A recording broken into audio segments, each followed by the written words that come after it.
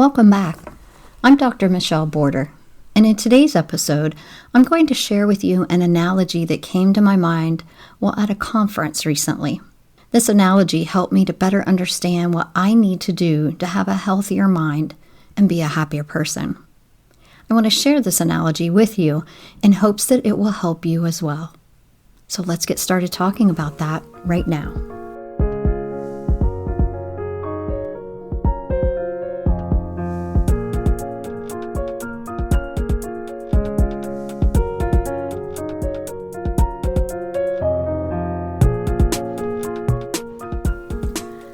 Last week, I went to a conference for my teaching job. The keynote speaker talked about positive leadership, and at one point of his speech, he used an apple tree image to represent the idea of when we have a problem, we need to get to the root of the problem to fix it, not just focusing on the leaves, branches, or the fruit. If we have rotten apples on our tree, which represents any given problem with work, home, or life, we need to check the roots to see what is really causing the problem. Hearing this analogy made a connection in my mind about my trauma, my mental and emotional struggles from that trauma, and the behaviors I have used to deal with those struggles. I'm not always looking at the roots of my tree. I'm just focusing on the bad apples. And then I came up with the following analogy. Our minds are like the roots of an apple tree. It is the roots that give a foundation to the tree and provide it with nourishment. Without healthy roots, the tree experiences damage and possibly death. The trunk of the tree is our life so far, growing rings to show each year of progression. Branches of the tree are our thoughts. The branches spread and grow to produce the apples. The apples on the tree are our experiences. Some of the apples are large, juicy, and sweet, while others are damaged, bruised, and rotten. At birth, we are a sapling, small, fragile, and needing nourishment to grow.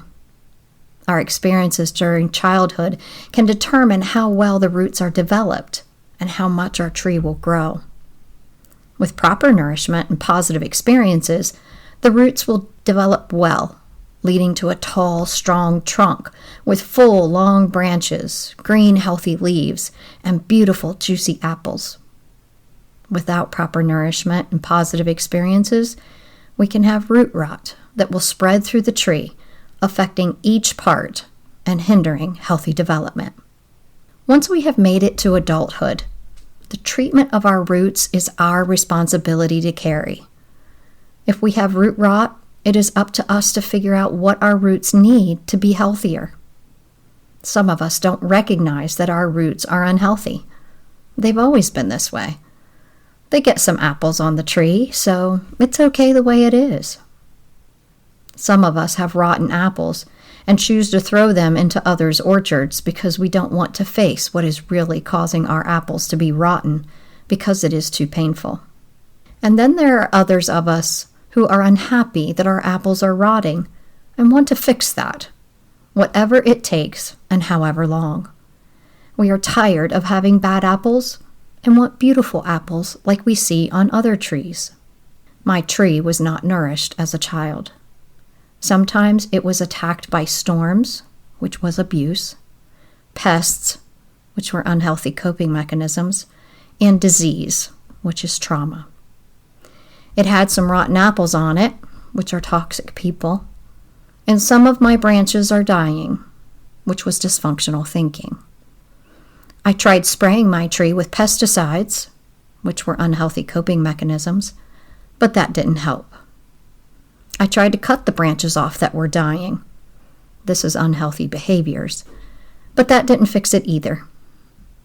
Then I learned that I needed to care for the roots of my tree to make it healthier. Getting to the roots is hard, takes time and energy, and motivation is needed to work towards having a healthy tree. But I wanted healthy apples, so I tried to figure out how to take care of my roots to make my tree healthy and produce beautiful sweet apples. Some people we meet in life have trees that are not doing well, have bad apples and dead branches. They may see that you are improving your tree and ask you to help with their tree. I have been eager to help others with their tree. For a time, we worked together on our trees, but then I noticed that they did not put forth as much work on their tree as I suggested or did on my tree. Some of these people asked me to leave their orchard because they no longer wanted my help.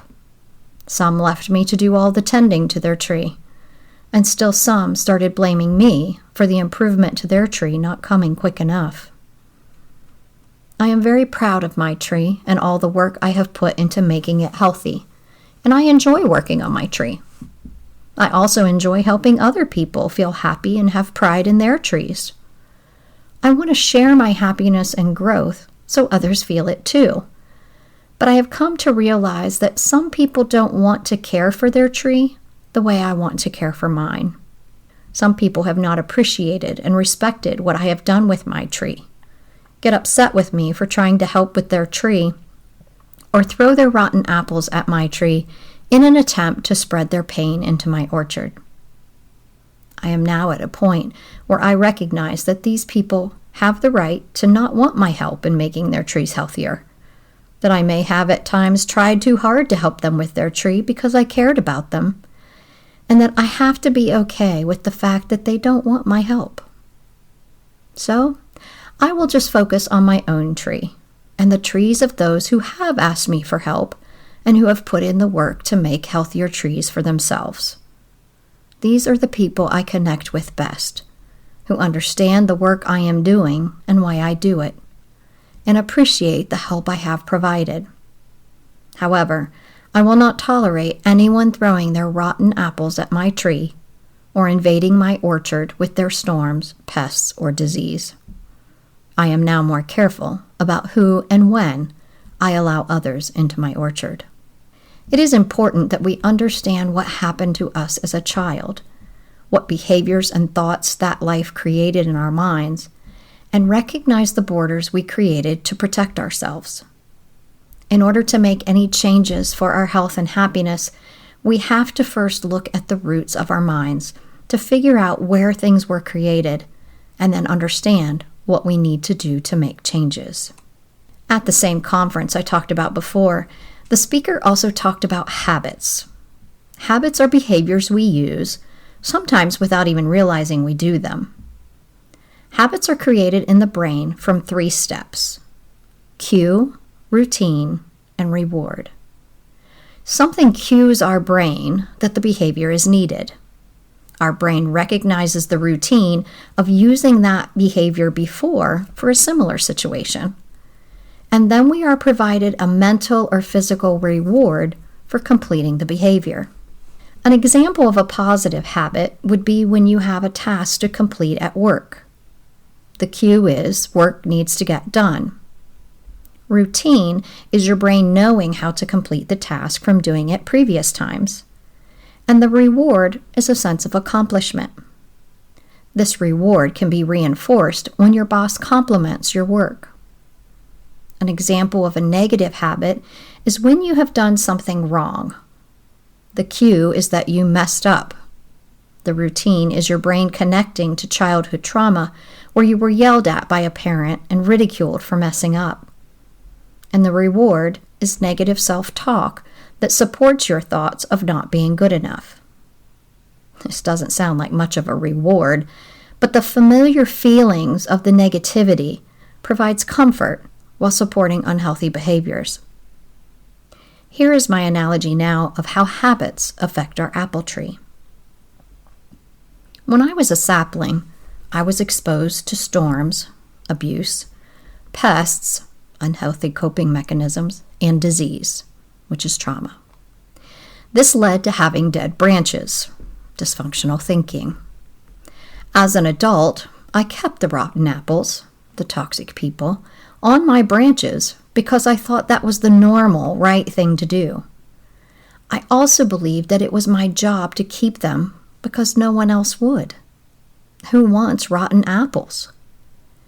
But it was difficult supporting the rotten apples with my dead branches.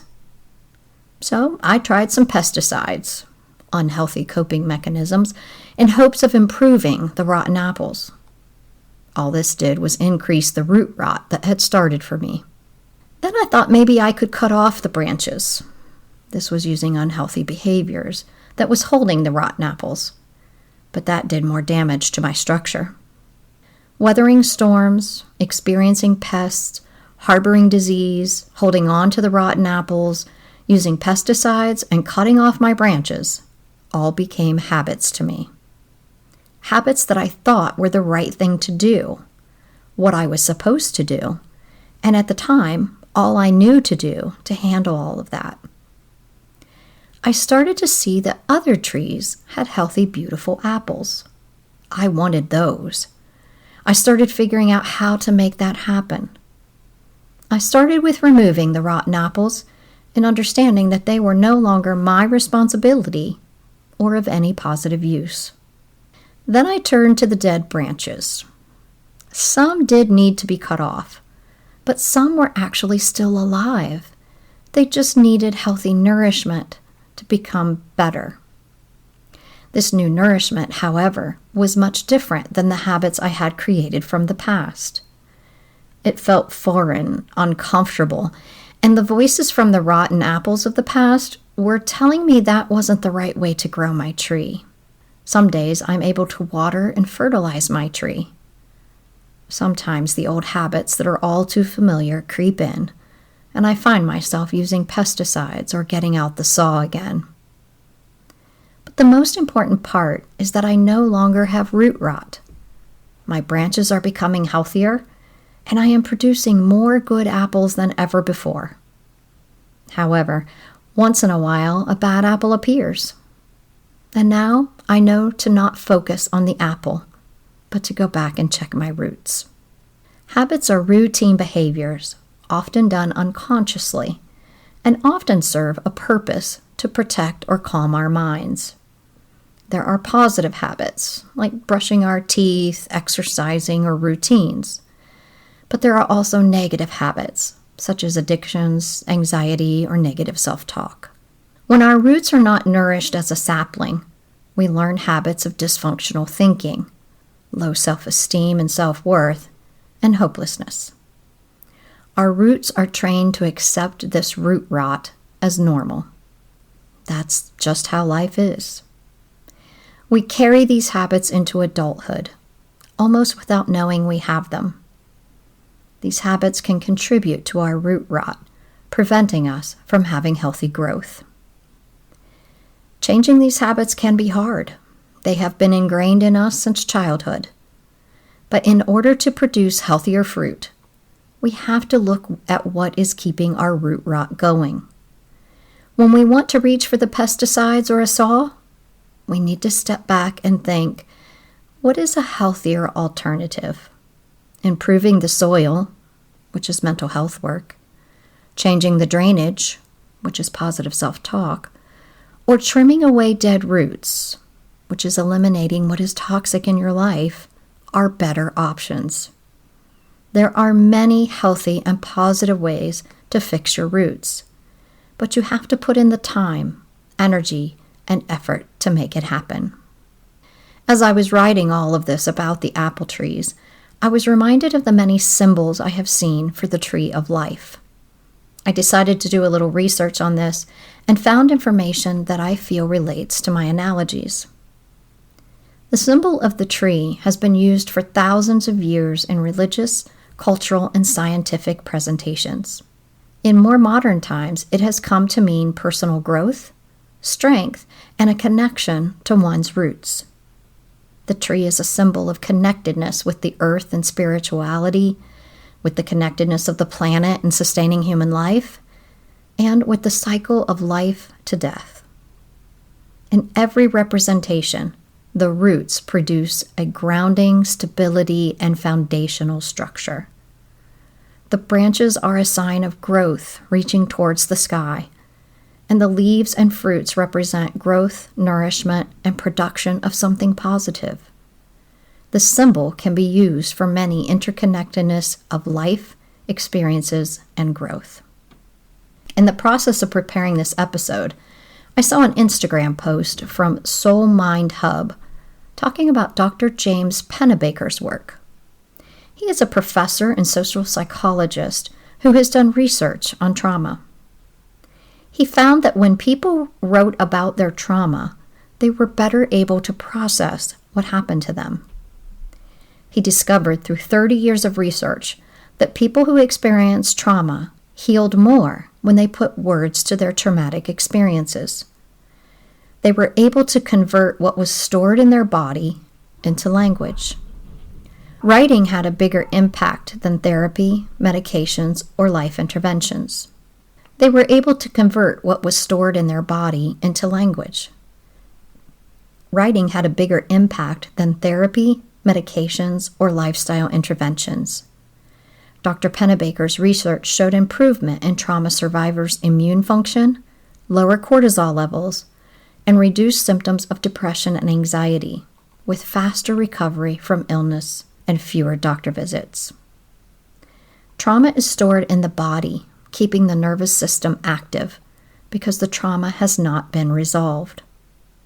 Writing about it allows the brain to process and organize the trauma. This process allows the body to stop seeing the experience as a current danger and stops preparing for a threat that is no longer there. The writing should describe the details of the experience, giving a name to the events, behaviors, feelings, and thoughts. We are told we need to forget about it. It's in the past, let it go, and to just get over it. But our nervous system doesn't work that simply. Dr. Pennebaker found that writing for 20 minutes a day, just for yourself, this doesn't have to be shared with anyone, allows you to process experiences that your nervous system is still holding on to. He also discovered that when people did this, they felt somewhat worse for the first 4 days. But then something shifts. Writing will stir up a lot of emotions, but then they will settle as the process happens. I have found that writing the scripts for my podcast episodes have had a healing factor, and it is why I add journal prompts to many of my episodes. I have created an image of a mentally healthy apple tree and one of a mentally unhealthy tree. You could use these as a guide to fill in your experiences. I use general terms on the images, but you can be more specific with your terms. I will post these images, an example of one I would have filled out, and I'm going to add Dr. Pennebaker's book, Opening Up, The Healing Power of Expressing Emotions, to my suggested reading list on my website. I have not read this book yet, but it's on its way from Amazon. All of this can be found on my website at breakingoutborders.com. So, now I recommend go get a journal or notebook you like, a special pen that you enjoy using, find a peaceful space to write in, and get started getting closer to being happier and healthier. Thanks for listening.